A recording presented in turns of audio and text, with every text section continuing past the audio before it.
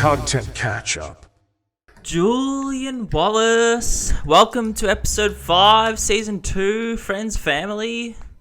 Welcome. No, that was my intro. How you going, Was Jules? that your actual intro? Yeah, welcome to the show. My show. Wow. Welcome to our show, Michael, not your show. You're not the big show who in Survivor Series 2002 defeated Brock Lesnar because Paul Heyman interrupted. And I know that because last night I spent 2.5 hours watching wrestling. That's awesome, Jules. That's a real throwback.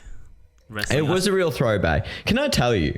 Let me lay this on you because I think the WWE are the content gems of everything that they do. Wow. Explain. Well, number one, they've got every single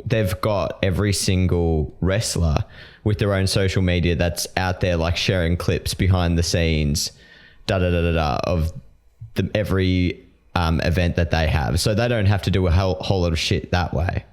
They break down clips so quickly because they know what's going to fucking happen and they share it out.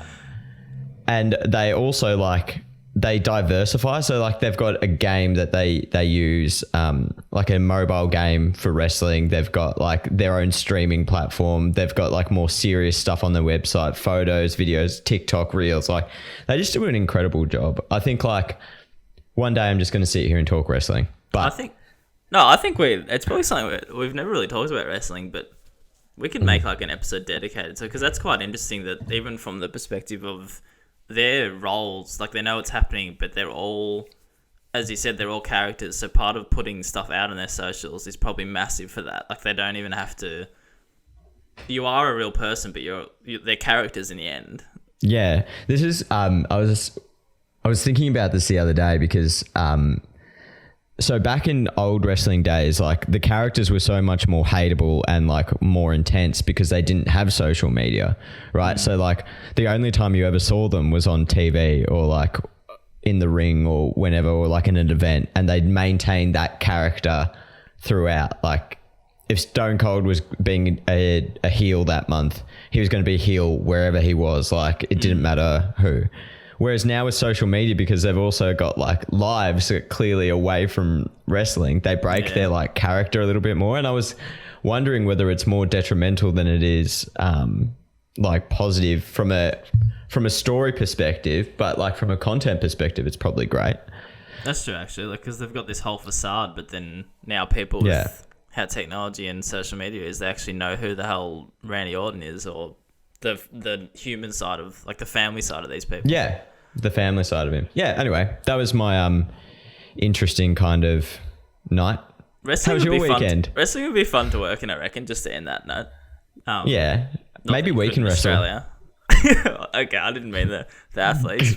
Let's sumo wrestle. It's high suits and anyway, off track. Are you calling me fat? Wouldn't be the first. I don't go to the gym the first time one day and you call me fat. Fuck's sake. Wouldn't be the first time one of us has thrown that insult towards the other co-host. No, my weekend was great. Thanks for asking. That's good. What did I do? Heard you shot a new basketball stadium. Yeah. Just went out and shot the exterior of it. Wasn't invited or anything. Just found a basketball stadium. Ka-ching. No, just for the photo album. Yeah, exactly. Now I've got a few things doing on the side. That's always good fun. You got to see what's out there and help brands. That's something I like doing. Anyway, I don't know why I'm going on about me, Jules. Yeah, because I care about you, Michael. I just want to know. How you are. No, and make you feel a little bit uncomfortable. Yeah, you're good at doing that. Mm. I thought I'd just leave it with the silence to make it even more uncomfortable. Yeah, that's fair. Let's touch on what we've seen this week, eh? Let's talk about some content. No, what have you seen during the week, Jules? Anything that caught your eyeballs? So this week we had our team photo day at the club. We did. And for anyone out there who doesn't know what Team Photo Day, it is basically what it sounds like. We invite Michael Wilson, a couple of other photographers. There was the very talented Laura taking care of the merch shoot. And we get all the photos we need for a year. So that's individual player shots, portraits, action shots, green screen recording, merchandise shoots, brand shots. Like, it's a big day of photos. So it's a long day, requires a lot of organising. So we had ours the other day, and the stress with team photo day, apart from making sure all the players get to where they need to be, is what do you do behind the scenes? So I want to talk to you about this, Bucks, because I'm in two minds. But first, I want to bring up an example from Adelaide, the Adelaide Crows, who Yes. a team here in the AFL also. And I just want to show you what they have done. But for those watching at home, Adelaide have taken the approach of using The Office as their theme for behind the scenes at Team Photo Day. We'll be back after this.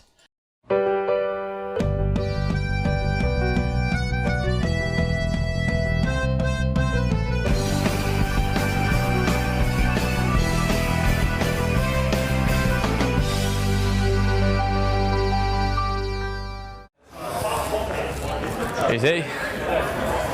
Good. Filth. Right, yeah. So, guess you could say that I am in charge of photo day this year. So, when you look this good, I guess you just got to sit back and hope that everyone else sort of looks as good as me. Wood, do you want to get a selfie? Hey? A selfie? Not really, no. You don't want one? Plenty of great characters around the joint. In fact, there's one right here. Lockie Shoal. See what you're up to. Hey, mate. Very good. Hey, we could probably be brothers, couldn't we? Hey, let's smile the camera. Come on. Why is the guy from Crow Mania here? Did you know we had photos? Oh, I didn't know till this morning, to be honest. on your calendar. Why? Why? Oh, yeah. There is a couple of odd people out there. Ben Davis with his burger commercials and his schoolboy charm. Yeah.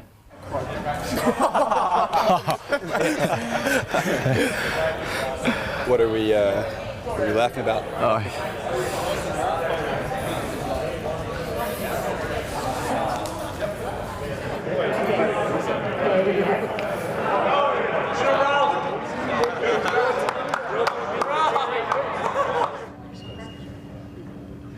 Clearly another successful photo day.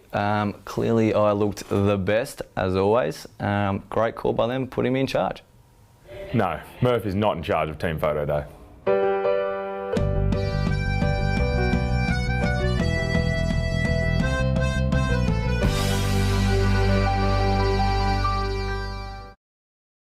So Bucks, obviously like a very intelligent way to transform what would probably have just started off as like a what do you call, like a mic'd up or like a player interview behind the scene, roaming player, whatever you want to call it. And they've gone, hang on, we can do a lot less but do a lot more at the same time. And I loved it because I think it took out like a lot of the awkwardness that you get sometimes with Team Photo Day, like players not really knowing what to say. They've scripted it, they've rehearsed it, they've got a handful of players rather than going over to everyone, and they've really nailed the execution in terms of like a really, really funny content piece from the day. Yeah. What do you think? I loved it too. It got brought up in our team chat with the gang, just because I think it is a really good example of taking away the awkwardness, as you said, by embracing the awkwardness. And that's what sort of, I guess, The Office does as a show, for such a basic sort of job, but it's bringing that into the Team Photo Day. And you know what it is a great example of? Player buy-in. Yes. How good is that by, what was his name? Lachlan Murphy. Lachlan Murphy from the Crows. And I think it's just, without him, but we don't really know what the conversations are like, but without him, that it could have been very poorly done. So no, Adelaide Crows saw that during the week. Awesome job. What are your thoughts on player buy-in? Because after doing photo day, I'm a little bit jaded by like some of the buy-in that you get from players, and obviously players are well within their rights to kind of knock back ideas, but it's a hard one because you want to produce a lot, but you can only do as much as the players kind of want to do. Yeah, it's something I've had to get more comfortable with. Like, I think naturally, I don't know if you're the same, but I know others are the same, that when you go up to players to ask them to do something, chances are the first thing you say are sorry. Yeah. You start off on like, I'm interrupting what you're doing, but really, I think we've got to think about it like, when you're involved in such a big club like the Adelaide Crows or Carlton or whatever it might be, when we talk about our fans and our support, that's what these pieces of content are for. We're not just asking players for buy-in because we want to hear from them. Like, we do, but it's our jobs and it's for the fans. I think we just got to be. I think you got to approach it differently. Like, it's not putting them out because we're asking them to do an interview or something like this.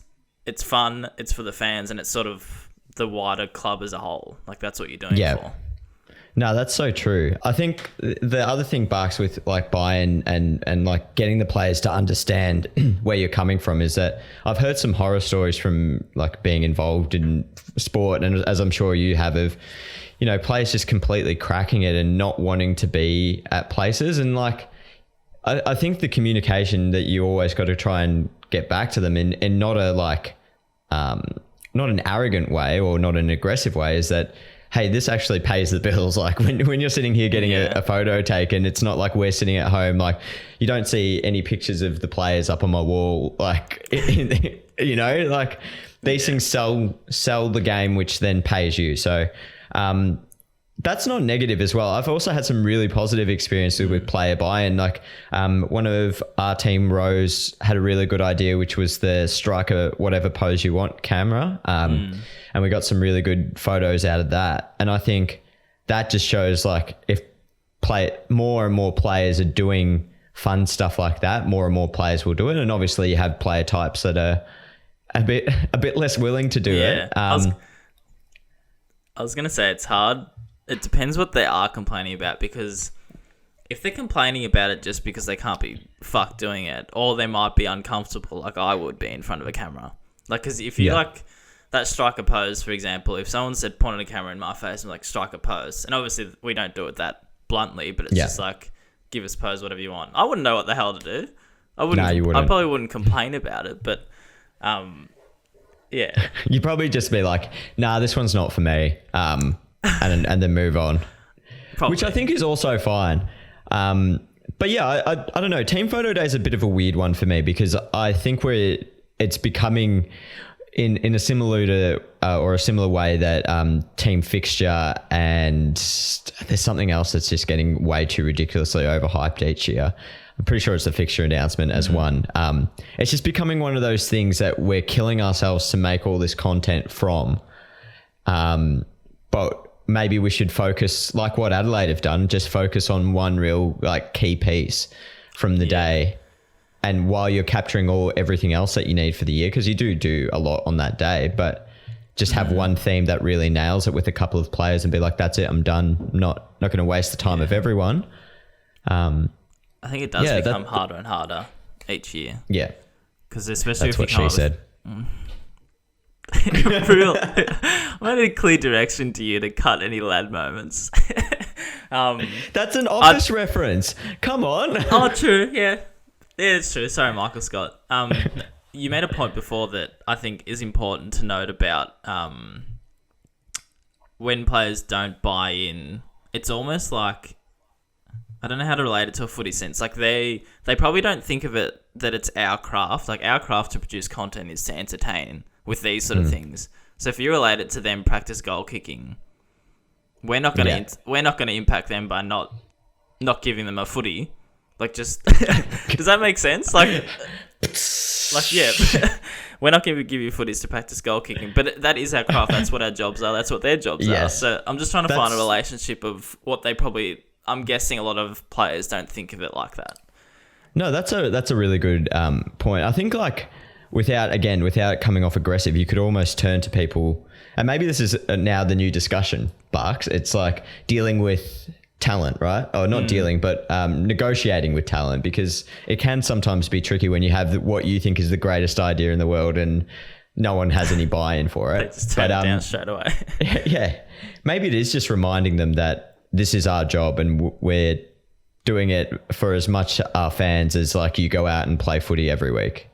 So that's a good comparison. I like it. I mean, I got there in the end. I was struggling to find an example, but I think I'm glad you got it, and that's why you're such a great co-host and an even better person. Shut up. But anyway, good luck to all the clubs out there doing Team Photo Day. I also suggest having a look at the Boston Red Sox. They always take some really, really nice photos and have a good setup there. So if you're looking for some inspiration on how to get your portraits a little bit different, or even what to do with them after you finish getting your team photos done, have a look over there. Absolutely, good call. All right, we're gonna go back into the basketball world for me. Of course. So during the week, when did you leave? No, I never leave. But during the week, I saw. Did you grow up ever playing or collecting playable cards or like the collectible? Yep. You did? I got AFL ones. I don't have. Oh fuck you! You know that's it. And Jules, I'll carry on though. So during the week, yeah, funny. It looks like you're wearing no pants. Thank you. I'll be here all week. You might have put some pants on, Jules. I am wearing pants. I'm wearing my AFLW shorts. Oh, okay. I didn't say anything. Anyway, I ask you that because during the week, the NBA have come out with, it might not be this week, but they've come out with a revolutionized playing card. Have you seen what NBA Top Shot is? I've heard of NBA Top Shot, but I haven't seen it. So I heard of it too, and I had no idea what they were talking about. Players were going on about it. Everyone was going on about it. So I had a look. I haven't done... It's probably not 100% accurate, but basically it's digitalized playing cards. Ooh. And I don't really get it. I'll show you. It probably better explains is just the first minute of this video. We can maybe put a snippet in the pod, but I'm just going to share my screen and... Hello everyone, and welcome to NBA Top Shot. NBA Top Shot is a new kind of collectible in an open, digital, always-on world and marketplace. But before we get into it, there are two important concepts to keep in mind. The play, which is a specific moment in history and can be thought of as the picture on a physical trading card, and the moment, which is the individual collectible itself. Now these moments come in different packs. For example, this legendary Kawhi Leonard moment is from the Holo 2020 pack, while this legendary Giannis moment is from the Cosmic pack. In this video, I want to show you the different types of sets. Yeah, so from what I understand, it's playing cards except digital, and I don't really quite get it. Like I get collecting playable cards. You've got them physically. You've got a whole collection, but these ones are literally big plays that happen this year, last year, whatever year, and you can just find them. So a massive dunk that you want a digital playing card of, you can buy it and save it into, I assume it's a website, I assume it's an app. What I don't get, these things like the big plays are going for like thousands of dollars. Really? Yeah. So are they still limited edition? Like, is there only one of those Kawhi dunks out there? I think they'd have to be. Like I was just Googling and the base cards or base players start at $9, but then the massive ones you can pay like thousands of dollars for, and I don't really get what the difference is of typing that play into YouTube and downloading that play and keeping that play on your laptop. I think it's just an interesting new wave of collector's items. I think this is I think it's cool. I think it's you know what the best thing about this is that you can quickly update it. Like you don't have to worry about going for like a massive printing process or like getting the card designed in any sort of like crazy way. As soon as something cool, like imagine if LeBron dunks on someone and then within minutes it's now in his collector set. That's how quickly the turnaround could be. I don't like the pricing of it though. Like that's a bit weird. You're right. It's like it seems a bit pointless when you could just go on YouTube and watch the highlight. Yeah, that's the part I'm sort of struggling to get my head around. Like I think it's a really interesting idea, and I think it's gone off. Like I think the players themselves are getting in. Like they'll get their teammates play. They'll buy their teammates play on NBA Top Shot. I don't know. Do you think this would work for all sports? I don't think it would. Well, this kind of seems, and I wish we could dial them in. I wish we could dial in Cripsy, but it seems like, you know, that FIFA, like the packs that they have. Yeah. What's that? I don't know. I'm not going to try and remember what it's called, but like, yeah, you can basically buy players in FIFA and they come in card packs and it's just random selection. It seems a little bit like that, really. I thought that but was without more... the video game element of it. Yeah, I was gonna say because that's like the NBA 2K one where you build your own team. I'm pretty sure. Yeah, Anyway. that would probably be the same thing. But I don't know. It probably wouldn't work for AFL, I don't think, especially if the price tag's so high. And I feel like collector cards are still something that people like having. Like, they may not be as big as they once were, but I still think kids look forward to like that thrill of opening up the pack, seeing who you got, keep on collecting until you find the ones that you want and whatnot. Bit of a Pokemon. Yeah, I don't know. Yeah, what do you think? Well, I've got mixed opinion. I'm trying to imagine myself if like years ago, like not at this age, just whether it appealed to me. And I'd never really collected the cards, so I don't really know. But maybe it's one for the listeners. If you were into that growing up, do you think you, in this day and age, would look into the digital style? Like, is that something you'd invest in? And would you want to spend? You're probably not going to want to spend hundreds of dollars, but I guess $9 for the base ones. But like, what the hell's a base? I should look into what a base card is. Like, is that Maybe just we like should buy a wide open layup, and you just get like this no It's name? actually South Melbourne Phoenix. That's what you get the base pack. This is a no-name guy goes over for a wide open layup with like 3 seconds left of a blowout. Like, is that what a base card is? I don't know. It's Maybe we should buy a pack. All right. Yeah, your shout though. Buy one of the big players. Anyway, I just wanted to bring that to your attention. I've got one more, just a little funny example this week. Okay, but you know who? Can I wrap this one up? Yeah. You know who this is going to piss off? That Tyson Beck guy.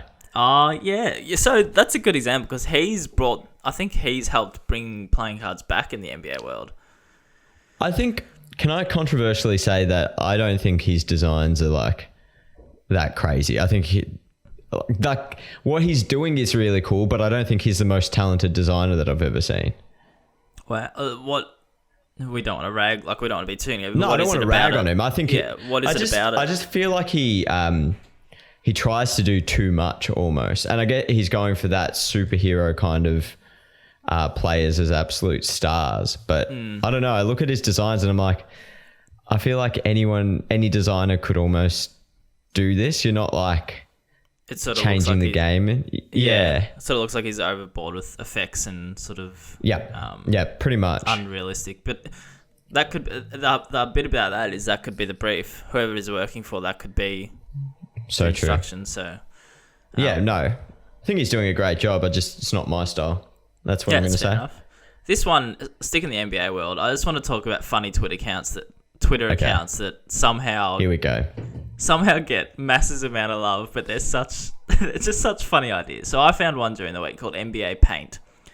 Sharing screen. NBA Paint goes off on everything they do. It's literally a Twitter page dedicated to puns of NBA players' names. And they just do it in Paint.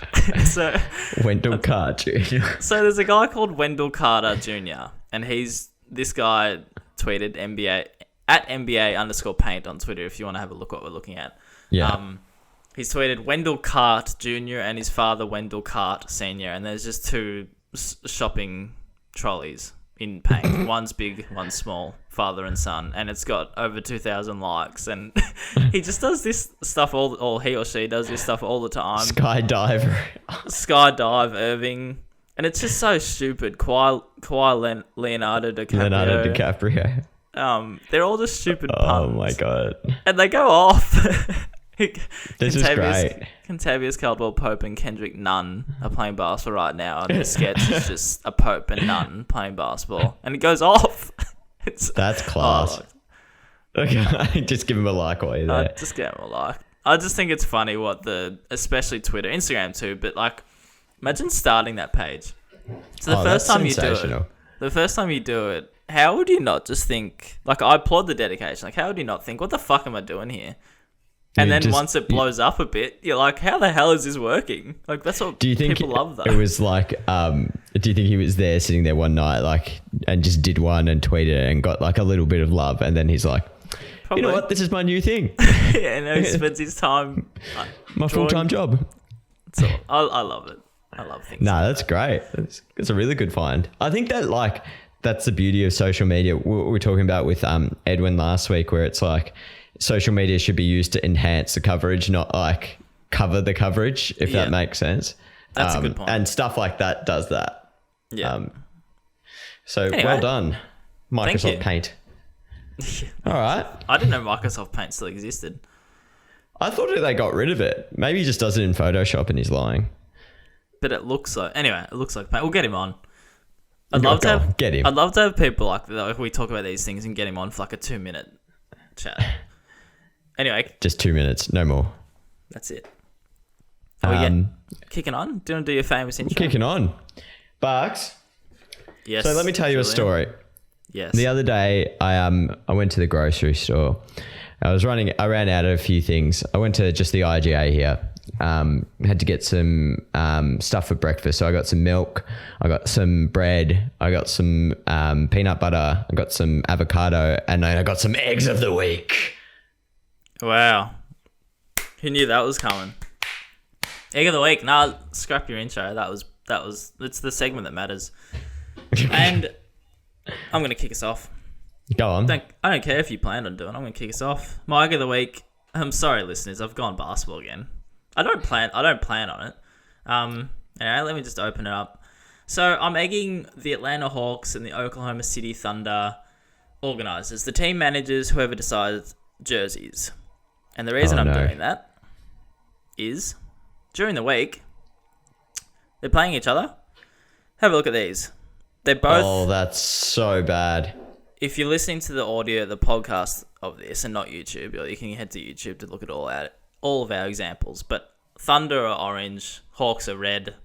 I don't know how you could tell the difference when you're playing. But anyway, I'm egging them because mid-game, the Thunder changed to white jerseys because they realised they can't go on. Whose home game was it? The Thunder, so they changed. Yeah, well, that's probably why So I think it's lucky. their fault. I'm gonna egg the Oklahoma City Thunder organization, assuming it was your fault. The ops manager. It's a funny one, though. We always talk Egg. about clashes. That's probably the worst I've seen. Yeah, Collingwood's famous black with white stripes instead of white with black stripes. That's true. What do you got? Can you beat that? I'm also in basketball this week. Which is a change for me. I don't watch a lot of basketball, but I didn't actually have an egg this week until you reminded me of what happened. I'm just trying to find it. But this is an NBA referee who has gone too far. And I think it's just such a theme lately where it's like NBA referees, AFL referees just not like, just wanting their own time in the sun. Yeah, I've got it if you want. Yeah, you've got it. Sorry, I found like some explainer video of it. I don't really want that. If Barks, you could jump on there. So let's have a look at this. So this is JJ Redick from Philly 76ers. New Orleans, sorry, he's not the 76ers. Gets fouled.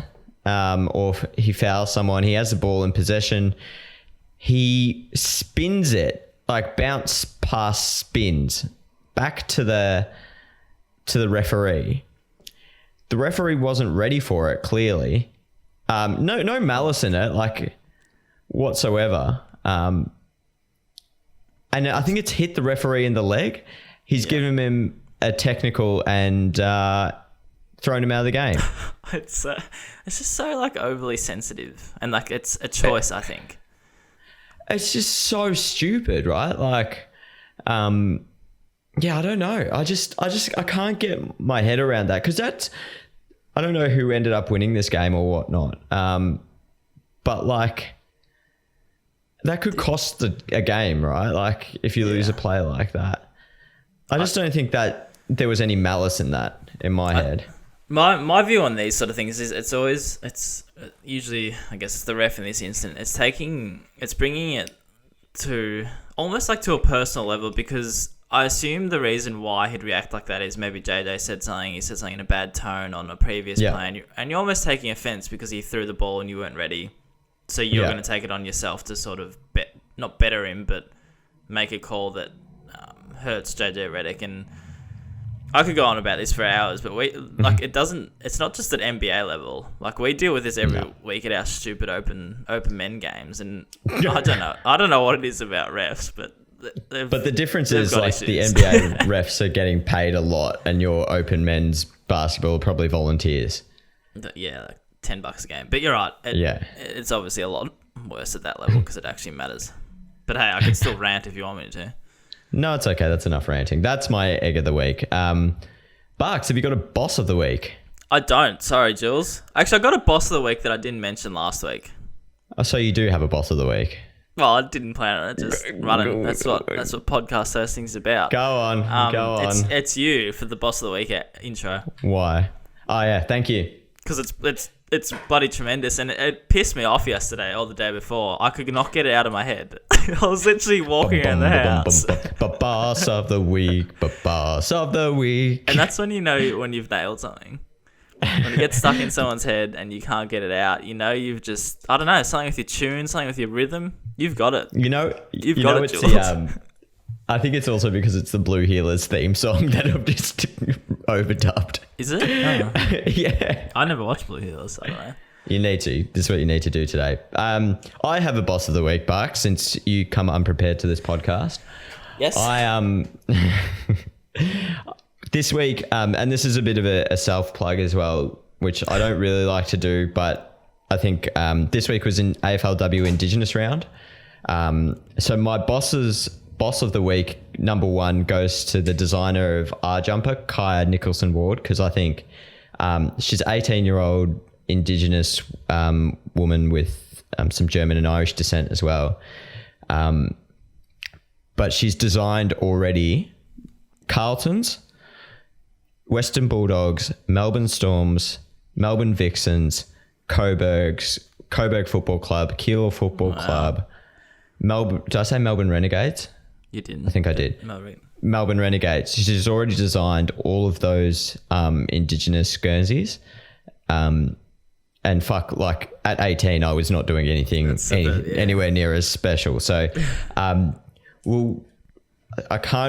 leave the plug for her Instagram handle in the comments somewhere. But make sure you go check it out and follow it because she's a really talented young artist who's clearly going to have a long career if it's not in the AFL or sports space, it's going to be in the art space. So watch that space. The other short boss of the week is I had the privilege of hearing Shelley Ware speak on the Behind the Game Changers podcast earlier this week. And I think like there's a lot going on in the world with like racism and especially in Australia with Aboriginal and Torres Strait Islander people and their culture and their rights within society. And I think I took a lot out of hearing someone like Shelley, who is a natural educator, talk about her own experiences and also like the work that she's doing just to educate others and taking that fight on upon herself to do something like that. And I think, like, imagine all the times you've been ever challenged in your life and all you want to do is put up a wall and just be like, nah, fuck this. I'm not dealing with this. I'm just going to crack it the next time someone asks me about it. Right. Like, whereas she's taken the absolute opposite approach and been like, no, I know what I have to do for this to make a change. So they're my bosses of the week, Shelley Ware and Kaya Nicholson Ward. Thank you. Great boss. Yeah, great bosses of the week. So for anyone that doesn't know in the AFLW space, this was the first round for the Indigenous round for AFLW, correct, which is great. So we just did a fair bit of content during the week, and it's been one of my favourite things about working in a footy club, just hearing about the things I didn't expect to hear about when joining a footy team. So yeah, good boss of the week. Well done. Thank you. All right, Barks, I reckon we've spoken long enough today. I think it's just about time to wrap it up. Wrap it up, Pete. Peter. All right, cool. So, Bucks, another great show this week, I think. I think one of our best. No, we're not going to do that. Thanks for coming on. Thanks for coming on to my podcast, Jules. Great to have Thanks you. for coming on to my podcast on this Sunday morning. No, but everyone, thanks for tuning in again. We will most likely have another guest next week. I think we're teeing someone up. Fingers crossed. Fingers crossed. As always, any questions, anything that you want us to talk about on the podcast, feel free to slide into our DMs or hit us up on Twitter. And I think that's it. Goodbye. Goodbye. Thank you. Well done.